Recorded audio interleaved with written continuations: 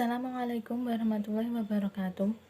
We are from Group 1 will presentation about Islamophobia in America, consisting of Rani Lutfatun Ainiyah, Diana Eka Sari, Virda Manik Ardhana, and Alifa Farahdila. What is Islamophobia? According to Cambridge Dictionary, Islamophobia is unreasonable dislike or fear of and prejudice against Muslim or Islam.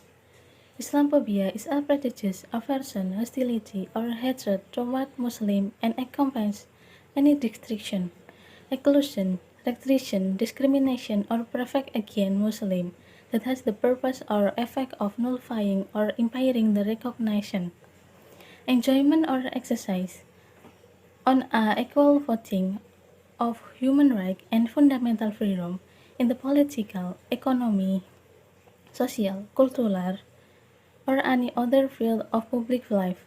In other words, Islamophobia is not just hate crime and abuse, but must also be recognized in the way in which it excludes Muslims from all realm of civic life, whether that be through workplace discrimination or through institutional Islamophobia that silent Muslim voice within democratic debates. After we learn about what is Islamophobia, now we move to the response of Americans Muslims about Islamophobia. So, American Muslims have tried to fight Islamophobia phenomenon in America. And how they do that?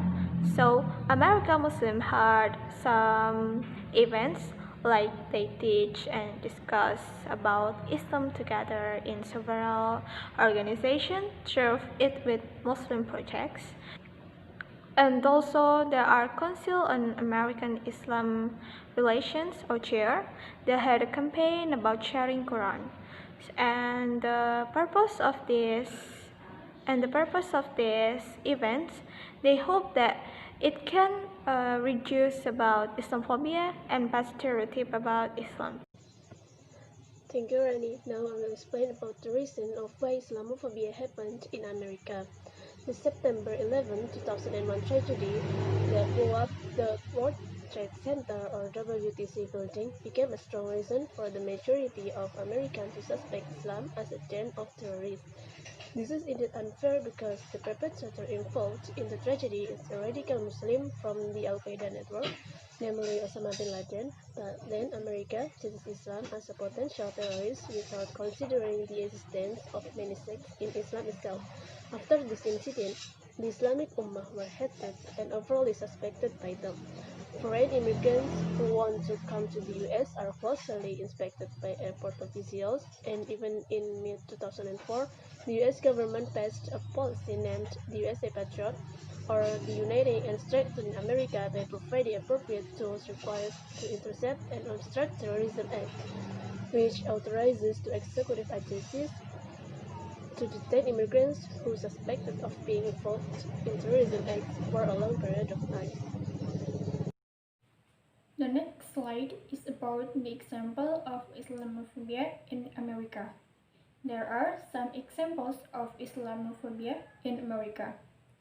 The first example is sarcastic expression towards Islam and Muslims.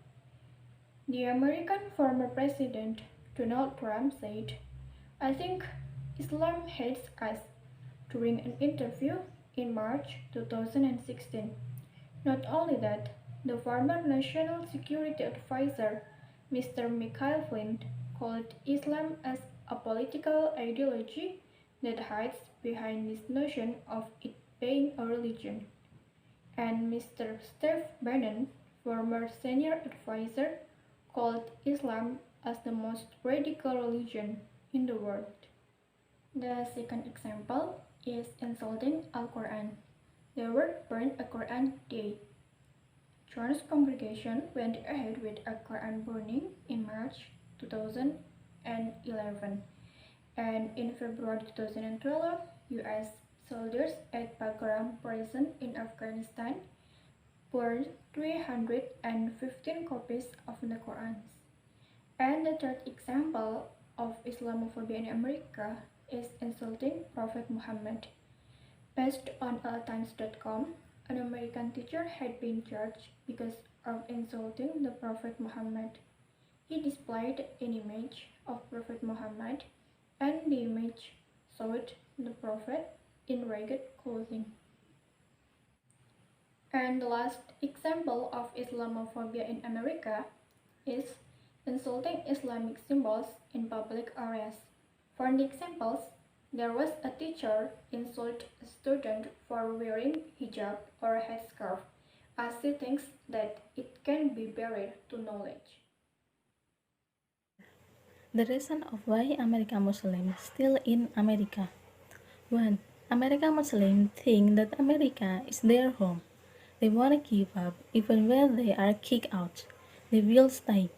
Although there are many insulting treatment for Muslims in America, Muslims in America are more assertive in defending their religion and their rights. Then, they won't go away even though many oppose them. They will act decisively. 2. Being Muslim in America gives them right to express their religion, even though the most America hate them in a very long time, because America gives them the right to express their religion. There is no prohibition to embrace Islam even though in America there is a lot of Islamophobia.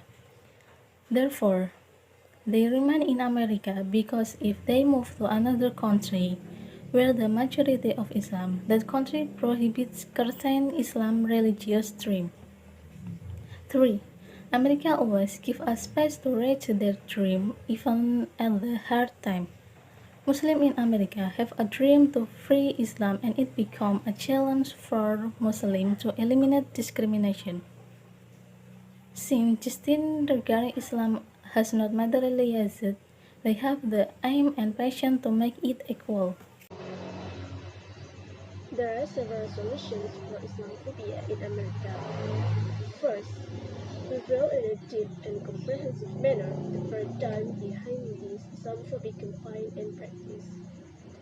We must find out more about the causes of Islamophobia and prove to people with Islamophobia that Islam is not what they think it is. Second, keep free engagement or interactions with non-Muslims. Interacting with non-Muslims can be anywhere and anytime because Islam highly opposes tolerance between religions. Islam never differentiates between religions and never discriminates against religions. Third, doing interreligious dialogue. Doing interreligious dialogue can change the thinking of people with Islamophobia about Islam. They will open their mindset about Islam and accept Islam as good religions and not as a terrorist religion.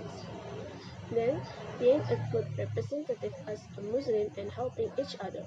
Muslims are obligated to help their fellow human beings. No matter whether the one being helped is fellow Muslim or not, religious differences are not a problem and a barrier to helping others. And finally, practicing Islam as good as possible in our life. Islam is a noble religion. None of the teachings of Islam defeat and harm humans.